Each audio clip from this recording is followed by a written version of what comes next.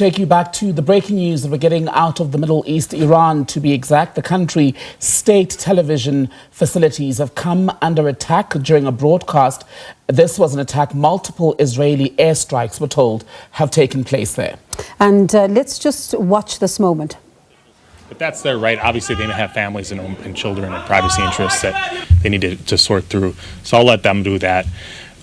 With respect to the potential motive, let me say this. There's been a lot of press coverage and speculation and discussion of a manifesto. I've seen nothing.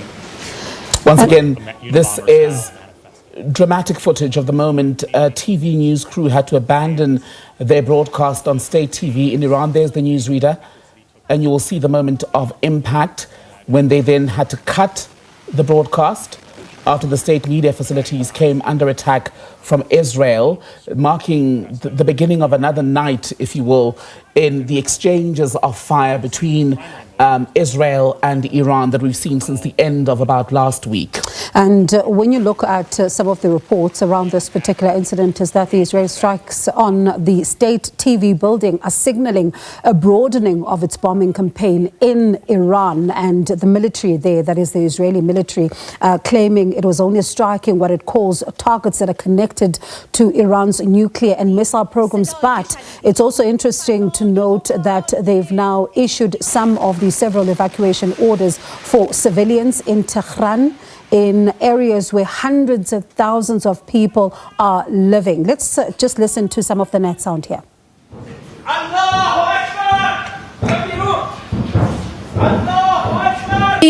به خاک جمهوری اسلامی ایران و منطقه صدا و سیما. آنچه که ملاحظه کردید، صدایی که شنیدید، فضای غبارآلوده استودیو.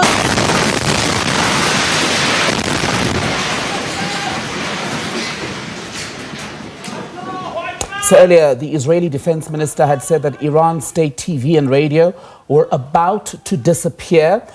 Interesting to see how that would tie in with the broader military objectives, the war objectives of the Israelis, when you consider that at the beginning of this confrontation on Friday, when they launched this, they said they were going after military targets in Iran. But as you were saying earlier, we're now seeing a broadening, in fact, of the offensive. The state television station coming under attack. Just to look at the death toll, Israel has so far killed more than 200 people in Iran in these attacks. Majority of them, we're told, are civilians, but there have been nuclear scientists and other people involved with government programs who've been killed, while Iranian attacks on Israel have killed about 24 people, also among them civilians. And the Israeli military is saying that it has full control of the airspace over Tehran. This, of course, after knocking out Iran's air defense systems. And as you look at what is taking place here, in fact, earlier on in the interaction with the Canadian Prime Minister, Mark Carney, that the US President Donald Trump was asked about the developments in the Middle East. And he said that he actually hopes that they will talk and actually sit and put an end to what is going on there. And also speaking about the fact that it is a concern as the developments on the ground do continue. But when you also think of the fact that now there's areas that have got quite a large concentration of citizens, one wonders what happens tonight, because the death toll continues to rise. But at the same time, if there are now Tembegile evacuation orders that are being issued in Tehran, where hundreds of thousands of people live, one can only imagine the devastation. And just on the role of the Americans, it'll be interesting to see, because we're hearing now that Donald Trump, the President of the United States, in fact will not be signing, or does not intend to sign, a joint communique by leaders of the G7 group of countries in Canada that would be calling for de-escalation between Israel and Iran. A statement here from a White House official being quoted by US media, I just want to read it to you, says, under the strong leadership of President Trump, the United States is back to leading the effort to restore peace around the world. President Trump will continue to work towards ensuring Iran cannot obtain a nuclear weapon, even though there's no evidence of that being the goal at this point. But at the stage, Trump saying that the Iranians should come to the table and negotiate before it's too late.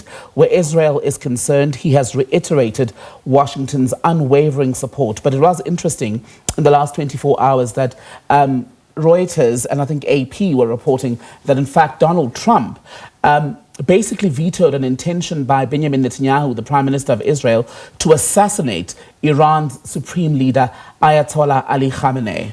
And saying that for them, Israel had also asked Trump, to join the war in order to eliminate, and I'm quoting here, eliminate Iran's underground uranium enrichment facilities. But so far, the U.S. has only been helping Israel defend itself. And we do know when it comes to this issue around Iran and around Israel, a lot of concern about what could this then lead to, especially when it comes to the broader region. What can we then, as the world watching this particular, scene unfold, then worry about, especially because if you think about the fact that right now you do have Iran's latest missile barrage on Monday.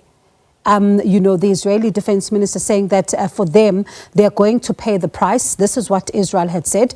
They're going to pay the price, and they're going to pay the price soon.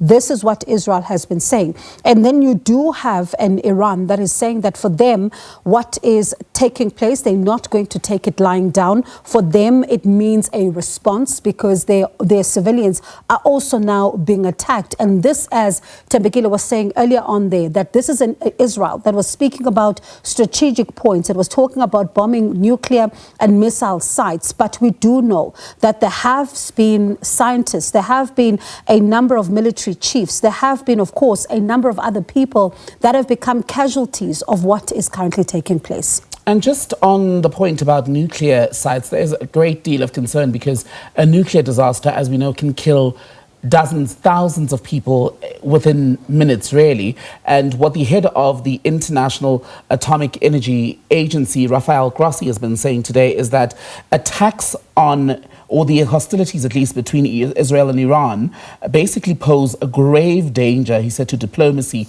and nuclear safety. He's in fact urged both to exercise maximum restraint. He was speaking at an emergency session of the United Nations Nuclear Watchdog's Board of Governors. So a lot of concern about what a nuclear attack or a nuclear disaster would mean, and the call for the protection of those sites, because the impact or the consequences for the civilian population would be devastating.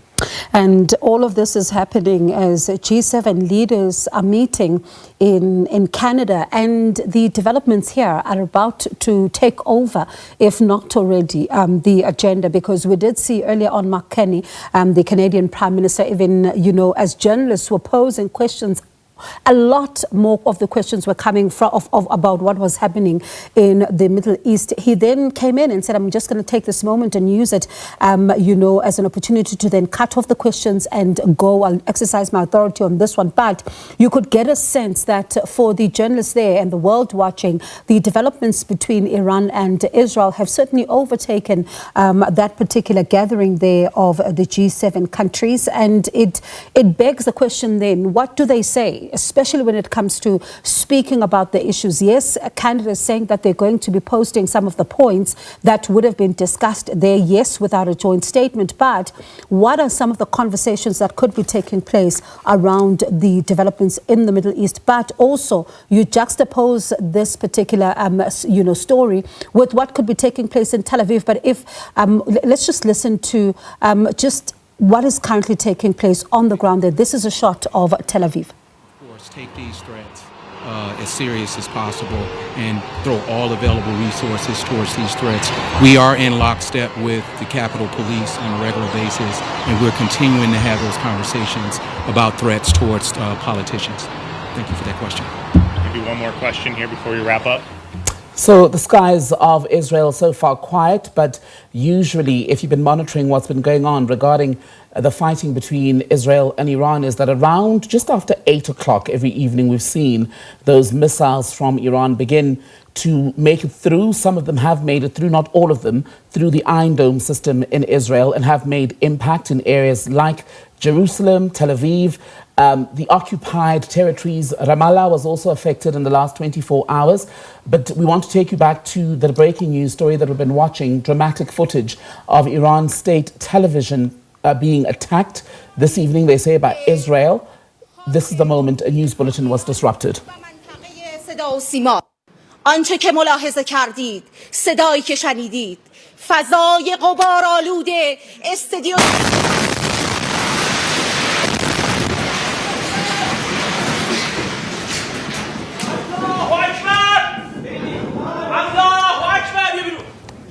And we continue to monitor the developments there. And just to bring you up to speed, right, with the death toll again, you look at the death toll in Iran rising to more than 220, as reported, including 70 women and children. More than 20 people have been killed in Iranian attacks in Israel. And meanwhile, the war in Gaza, which sometimes in a situation like this can get lost in translation, has killed at least 55,362 people, with over 128,000 wounded.